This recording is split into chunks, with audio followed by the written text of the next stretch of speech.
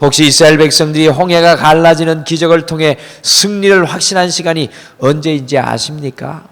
우리 출애굽기 14장 27절 말씀을 같이 읽겠습니다. 우리 화면에 있습니다.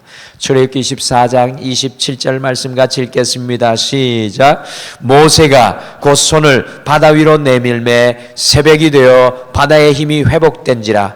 애굽 사람들이 물을 거슬러 도망하나 여호와께서 애굽 사람들을 바다 가운데 엎으시니라. 아멘.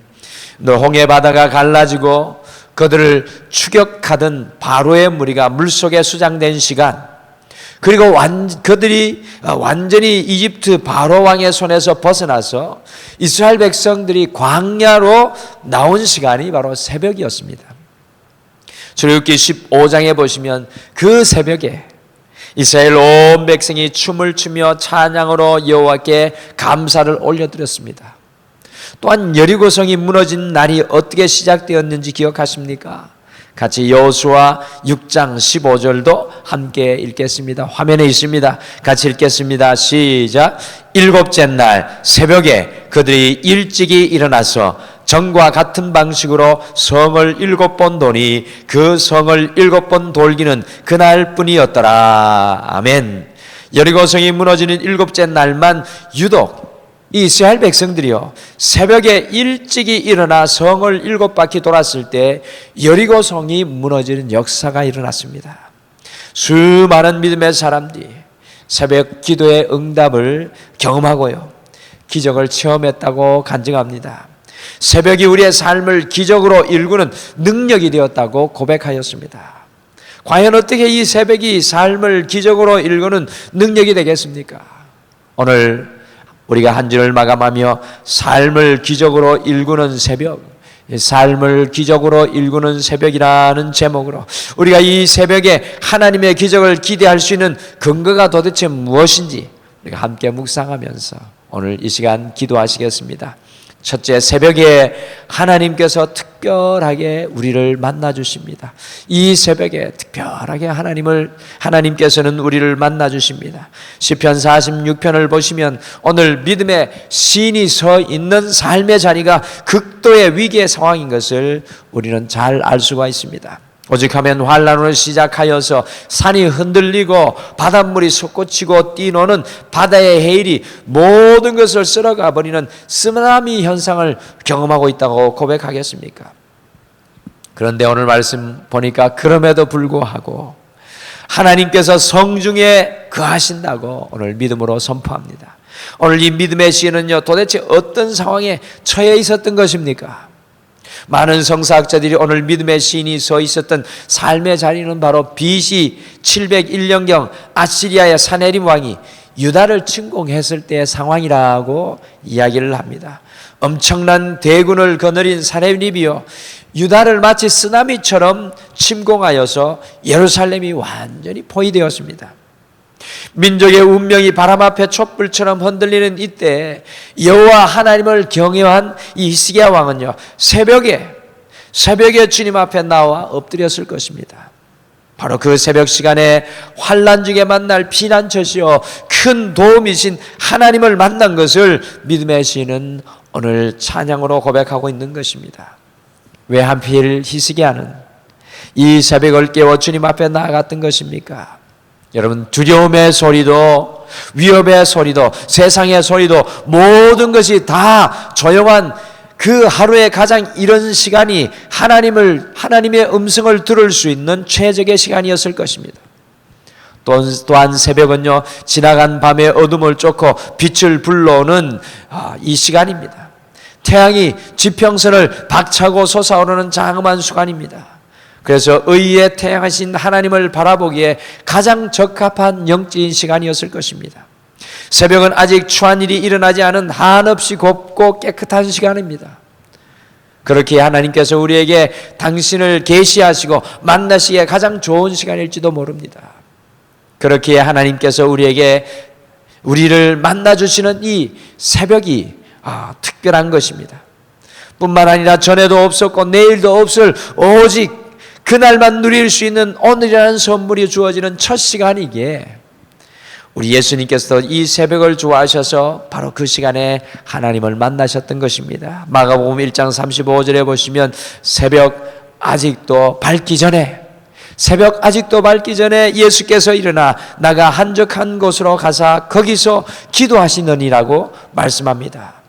예수님뿐만 아니라 지나간 역사 속에서 말씀의 모범을 따라 살아온 경건한 주의 종들과 주의 임재를 갈망하던 수도자들과 주님을 사랑하는 수많은 이름 모를 주의 백성들이요 새벽에 일어나 주님을 만나기를 간절히 사모했습니다. 새벽을 깨우는 사랑하는 성도 여러분, 삶을 기적으로 일구는 새벽에 하나님께서 특별하게 우리를 만나 주십니다. 시편 46편은 인생의 환난과 고난 중에서도 그 새벽에 주님을 만나 피난처 되시는 주님, 큰 도움이 되시는 주님을 찬양합니다. 우리도 이 새벽에 우리를 특별히 만나주시는 그 주님을 만나심으로 주님의 큰 도움을 찬양하며 날마다 살아가시기를 간절히 축복합니다. 새벽에 하나님께서 특별히 우리를 만나주십니다.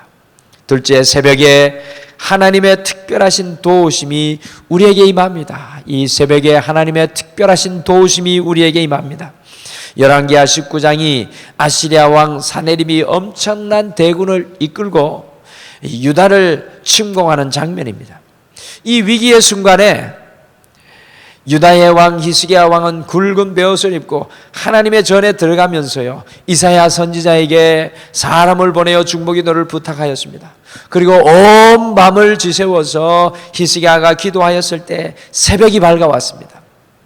그 새벽에 히스기야에게 어떤 일이 기다리고 있었습니까? 우리 열왕기하 9장 35절에서 37절 말씀을 같이 읽겠습니다. 화면에 있습니다. 같이 읽겠습니다. 시작.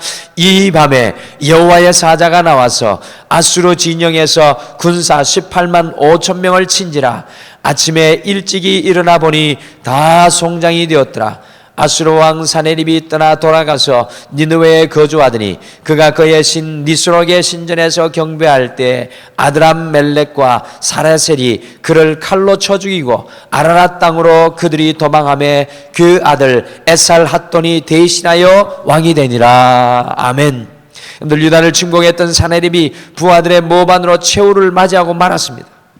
기도와 함께 밝아온 새벽의 태양은 이미 적의 패배와 기도의 승리를 확인해주고 있었던 것입니다.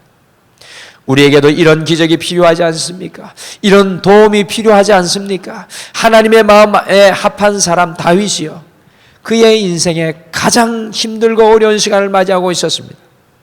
사울왕은 다윗의 충성을 믿지 못하고요 그의 목숨을 노렸습니다. 쫓기고 쫓기다가 다윗은 엔게디 광야 굴 속으로 숨어들었습니다.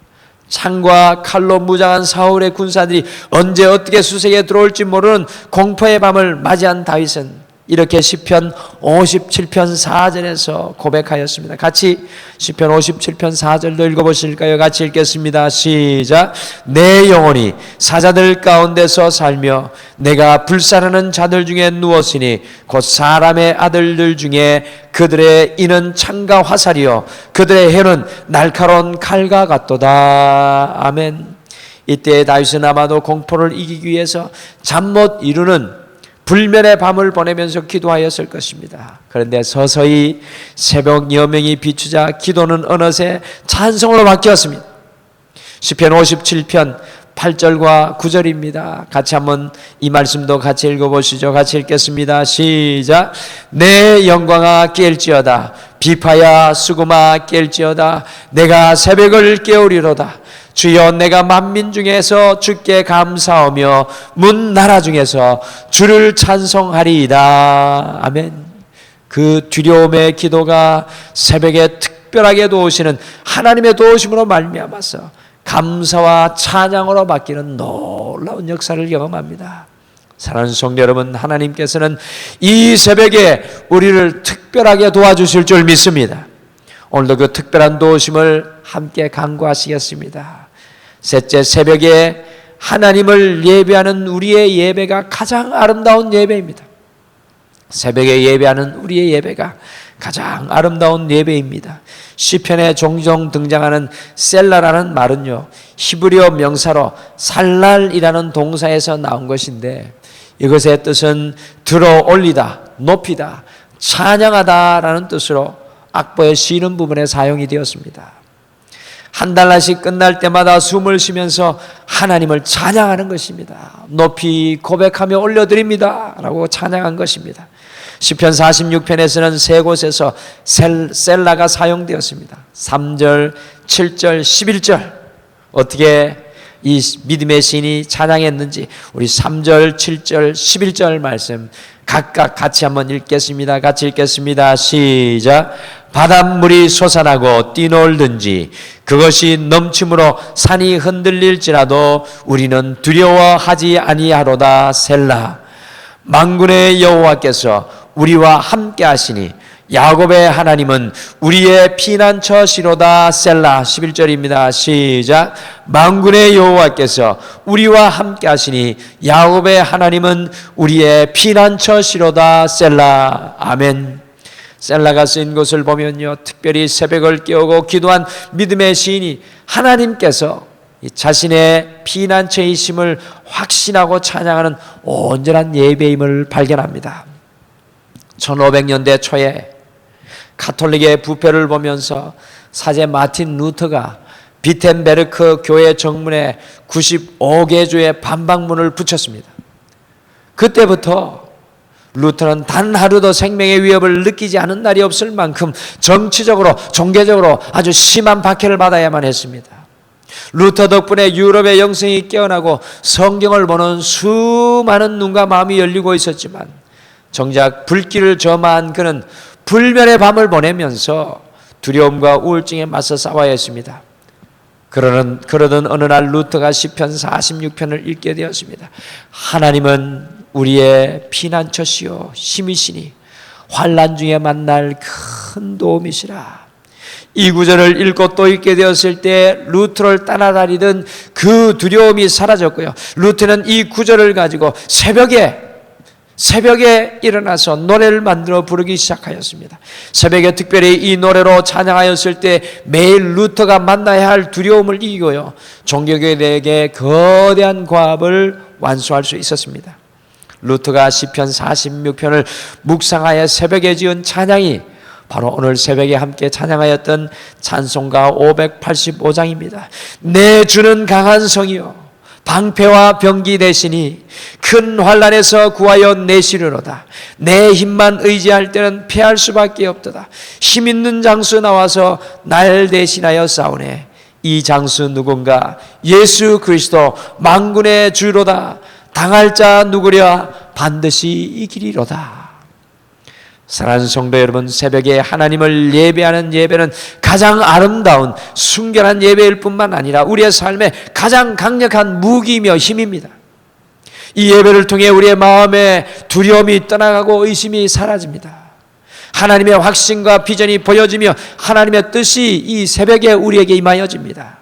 하나님께서 참으로 기뻐하시는 예배입니다. 이 새벽의 예배의 성령의 에너지가요, 오늘 하루 우리의 능력이 되는 소중한 시간입니다. 우리의 삶을 기적으로 일궈 나가는 새벽을 깨우시는 우리 모든 성도님들을 축복합니다. 이 새벽에 하나님께서 우리를 만나 주십니다. 이 새벽에 하나님께서 우리를 도우십니다. 이 새벽의 예배가 하나님을 기쁘시게 하는 가장 순결한 예배입니다. 새벽을 통해 온전한 하나님의 성전으로 살아가시는 모든 성도님들 되시기를 간절히 축복합니다. 우리 다 같이 기도하시겠습니다.